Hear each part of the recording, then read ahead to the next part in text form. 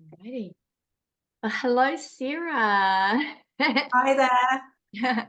So nice to have you here on Thankful Thursday today. Right, Um, pleasure to be here. yeah, now this is Sarah Powell, and you're an experienced certified Anusara teacher. Is that correct? I've got it. Yep. Yes, it's quite a mouthful. We abbreviate it to ECAT. Yes, it's a bit of a mouthful. It was quite. I was on your website though, and I was like looking at all the qualifications that you have for yoga. It's quite impressive. Um, so Sarah, you're coming to New Zealand soon and teaching a masterclass. So I'm quite excited to be able to introduce you to all of our students here in New Zealand. So I thought we'd start with maybe if you could tell us a little bit about yourself and who you are and your yoga journey. Yeah. Well, I'm 56, so I'm no spring chicken, but I'm mum to 3 grown men, and that's one of the reasons why I'm coming to New Zealand. Actually, is my middle-sized boy is a vet just outside Auckland, so I'm coming to visit him and coming to New Zealand. So I'm very excited to be able to tie that in and come to teach with you. But my yoga journey started, I've always been a dancer. So since I was about 4 years old, I've been a little ballerina, as lots of little girls are. I've always had a very active life. But I guess I really got into yoga when I moved to Singapore. So I moved to Singapore with my family can't even remember, like 2006. I've been doing yoga before, but I got really into it there. There were so many fabulous teachers coming through. I did my first teacher training there.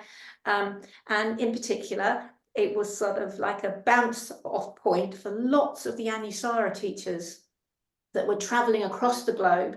There's Martin Kirk, Noah Maze, Kristina and Sarah, and they'd come to Singapore. It's like a hub, and then go off to all these different places. So I was so blessed to get teachings from all these absolutely amazing teachers. My first teacher training was Bikram, but I then discovered Anusara. A.B. Ippoliti came and discovered that, and I dived straight into another teacher training. And there's just nothing to replicate it. We were talking about it earlier, weren't we, that I actually did this journey to have a look around at other styles, and nothing quite spoke to me the way that Anusara does with its, I mean, it's quite a complex method of theming, of adding heart and philosophy, as well as all the physical alignment, and a big focus on community into every single class. So as a teacher, it's a lot, but it's just amazing, isn't it? I'm sure you agree. I always sometimes say to people, I think of Anusara yoga as 3D yoga. Once you've kind of tasted it, even 4D actually, once you've tasted it, if you go to another class, it just kind of feels a little bit one-dimensional and flat, and you get all this theming and the heart, and it just embraces everything. As you can tell, I could talk all day about it, but as I say, it's just 4-dimensional, all-encompassing, amazing experience every class. It is every class. It is every class. Yeah. Like yeah, I feel the same. Like I think I've kind of done the search of trying and tasting other things and always come home to Anusara. But I also really I think the thing I love the alignment and I love the physical practice and all of that stuff. But the thing that really captures my imagination is the philosophy and the weaving of the theme through the class as well. Like it just that's never ending because it's so many stories that you can tell. I know, I just love doing it as well. And having said that, as a younger teacher, it was one of the hardest things to do, to teach that. But now I just couldn't teach without it. Just couldn't happen without it. And now I've been back in the UK for 7 years, and then not long after we got back here, actually, the wonderful COVID hit. So that's how I've managed to meet you, because I set up this amazing online platform. So I have an online studio. So I have that, and then I teach in person here locally. Then I run teacher trainings and I do retreats. I kind of got it all going on. It's amazing. It's just feel so lucky to be doing something that I love so much, and I hopefully that comes across in classes and is infectious in classes. And Oh, as I get older, I really want to encourage other people into Anusara and, you know, sort of hand on the baton, as it were, and get more teachers up and getting this method spread even further. yes. Yes, Yeah. I'm with you on that, spreading the method. We'll put your details, like your YouTube channel and your website, etc., in the links below, so people can, Okay, brilliant. if they like Yeah, you can get in what they contact. And, hear, they can find out all yeah. about you. Because I'm part of your membership and wake up early on. Well, I haven't the last 2 Thursdays because I've been traveling, but wake I up admire every you. You get up Thursday super early for my classes. to come to a class. So you're coming to Christchurch to see your middle boy and travel around the country, which is going to be a gorgeous experience. But when you're here, we're so lucky. We get you for 2 hours. Woohoo! So tell us a little bit about what you're thinking. You'll teach us when you're here in Christchurch, like what the theme will be, and Yeah, we well, can. I've got a lovely class plan for you, and it's a lovely story. It's a story called the Rasa Leela. That Leela means to dance or to play. So it's all about an infectious dance that happens in the day of Krishna. I won't give too much of the story No. away, but basically, all the little cow herder girls down in Krishna's village believe that they are dancing with Krishna. They all think that because they all, you know, got the hots for Krishna, and they all believe that they are dancing with him during this ecstatic dance. And they all got their eyes closed and they're dancing around the room.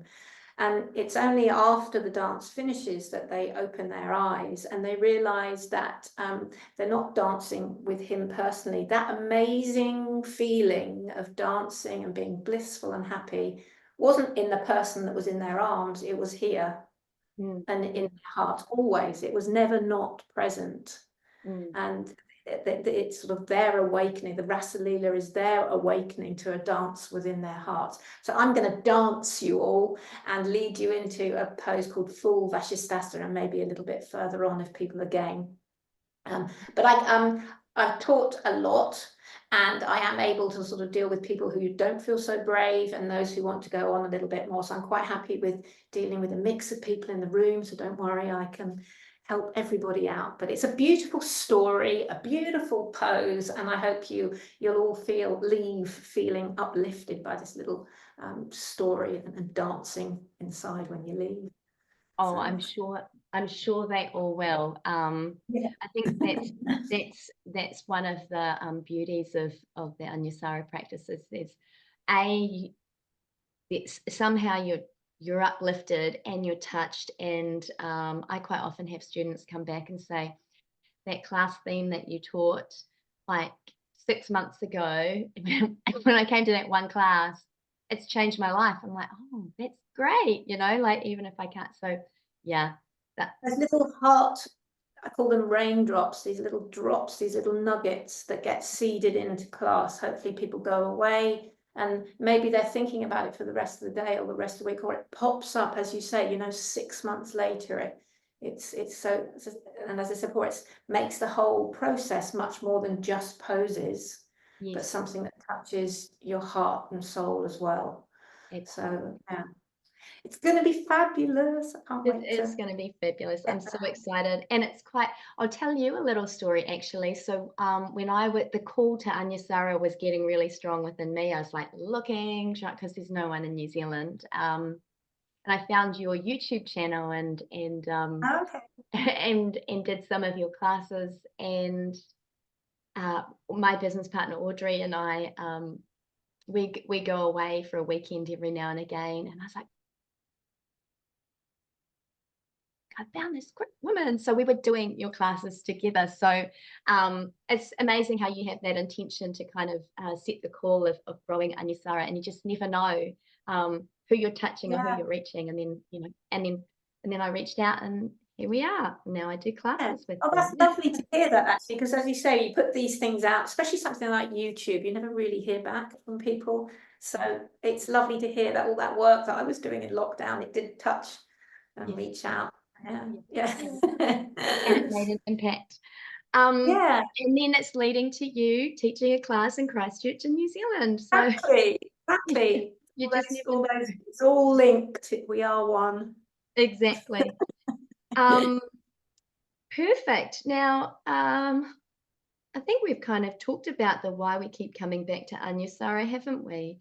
Yeah, Yeah. The other thing too, though, like I do like the physical side of the practice. I love, like I've been doing Anusara since 2008 regularly, like daily, and my body, I don't have any injuries, I haven't had any issues, etc. And then like I'll have people who come to yoga class and they've got niggles here and niggles there and niggles there, and it's so easy to be able to kind of see yeah, how it's those 5 UPAs that we talk yes. about, if you structure them beautifully, Yeah. and as a student, if you can get them into your own body, that helps your practice and helps you either stay injury free, or if you do happen to get an injury, probably not in yoga, but Yeah. it helps you to mend and fix that. It really does. And then as a teacher, if you go on to teach, it's this beautiful structure to teach within as well. So it adds structure to the classes, and the method. It might sound complex to start with, but once you've got it under there's a beautiful pattern to it. It's like a mandala pattern that you can lay upon every pose, even the most. And some of the poses which maybe you think, oh, I will never get to that. If you actually break it down into these principles and work on it bit by bit, you actually can get yourself into places maybe you never thought you would. So if some of you are hearing that pose, Vashisthasana, and thinking, oh, that's a pose I don't think I could ever do, come to class, because you might find that these principles break it down enough, logically enough, that you then suddenly find yourself, in places you never imagined, maybe teaching in Christchurch. Exactly. These principles do amazing things. Yeah. And it is, I think that I had feedback from a student recently where she said,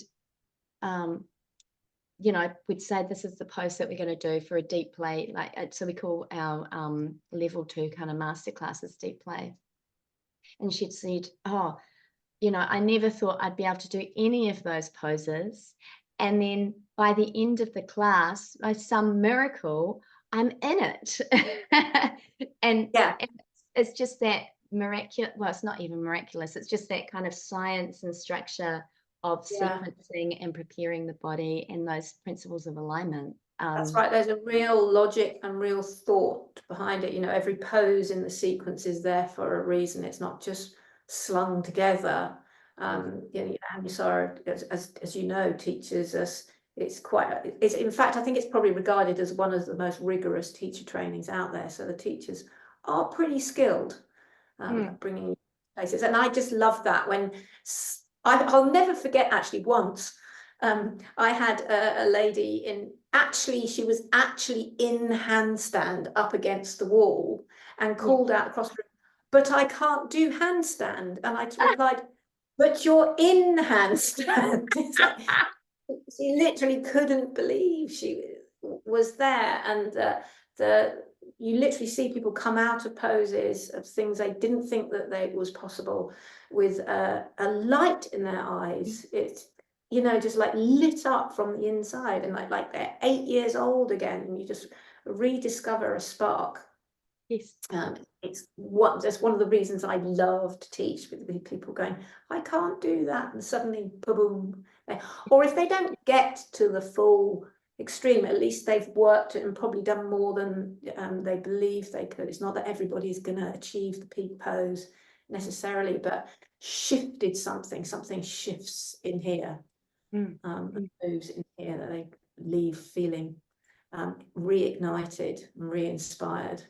Yeah, absolutely. I think that is one of the biggest gifts, A, as a student, and then B, as a teacher. Like, for me, my mindset about what is possible for me as a human in my life Yeah. been completely transformed through the practice of Anusara Yoga. And I can't talk about any other yoga because that's been my path, Anusara, because I keep learning that there's no limit. Like I keep showing up, or I remember being in Bali in a yoga retreat and being told you're going to do this pose, and I was like, never, and then I'm doing the pose, and it's just like, well, if I can do that, what else can I do? Yeah. If I can do that, then maybe I can get through that sticky business meeting, or maybe I can start a business, or Yes. maybe some of those maybes can become possibilities. And you can probably see in the poster behind me here, my favorite word in the invocation is tejase, which is this divine sparkle. And sometimes our sparkle gets cloaked and covered by trying to being grown-ups and parents and things and responsibility. And it's our chance to uncloak that tejase. Tejase means this, your divine luster, your divine sparkle, and uncloak it and let it shine. And as I say, you literally do start to see it shine out of people's eyes. It's this little bit more of self-belief and self-love. And connection with others, even if you don't get to see it yourself, you see somebody else do that and get the buzz out of it. I actually teach sometimes watch asana. Yeah. So if you aren't managing to do the pose, actually sit back and take the joy and watch someone else do it, and the joy that they get from it as well. You're absorbing a little bit of that. It's like watching a feel-good movie, you absorb some of that. So there's actually power to be had from watch asana as well, and helping each other out. That's another thing that Anusara is so big on. It's the attitude of the heart, the alignment of the body, and then taking action in our world and being connected. And I often will try to go for a coffee with my Kula after class or something, so that we do create community. And I really, really want to emphasize that as well, that the world is a much smaller place, and with we've managed to connect, which is pretty magic, isn't it? Absolutely. Through this, so hopefully we can do that more and more, and so that people who are further away don't feel so sort of lonely, and we can all feel connected. And we learned that lesson big time in COVID, the amount of time I spent with scared faces down the screen, but we still managed to move and connect, and like the yoga was magic. It still is magic. Yeah, it is so magic. And I love how much yoga you offer. It's such a passion of yours. It's so obvious to see that. Like I was on your website and I thought, oh my gosh, you offer so many retreats. Like, which ones can I go to? Some of them are sold out, unfortunately, but there are Yeah, they some. do sell out really fast. Yeah, but I'm going to Bali May 2025. Yeah. That's still got some spaces. It's probably reasonably accessible for people in New Zealand, isn't it? Yes. And then I always go to Spain, so that will be relaunched. 2024 is full, but I will relaunch. And then I've got Portugal in the pipeline, and also Sri Lanka. I really want to go to some of the temples in Sri Lanka and stuff, but that's in development. But yeah. Nice. Because I have some students who are like, oh, I need to go and do a yoga retreat, and so I have referred them on to you. So if there's any people out there, they'd be very welcome. In Bali, we're going to be focusing on sort of the flow and movement of Saraswati, who is this creative goddess. She's Brahma's consort, this organizing creative mix. So that's the whole week will be themed around what can we step into more, what we can we create more of in our lives, and organize that, get some rather than just being pipe dreams and a bit scattered and chaotic. Can we organize it and really think about what would really make a difference, and what maybe is just a bit, we don't really need that, but get some clarity around that, and then hopefully leave that retreat. We'll be going to the Saraswati temple for blessing. There's a beautiful water. You actually get in the water and you go along, and you get blessed by the different. Each waterfall means a different thing. Yeah. And the guides explain it to you. It's amazing. That was very magical. I had a real moment when I did that last year.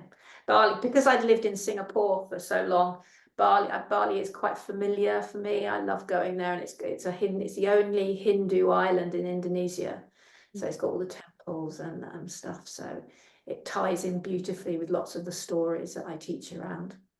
Yeah. So, magical place. Oh, beautiful. Oh, you've just about sold me to come to Bali. Goodness me. I'll have a look on sites and see what I can do.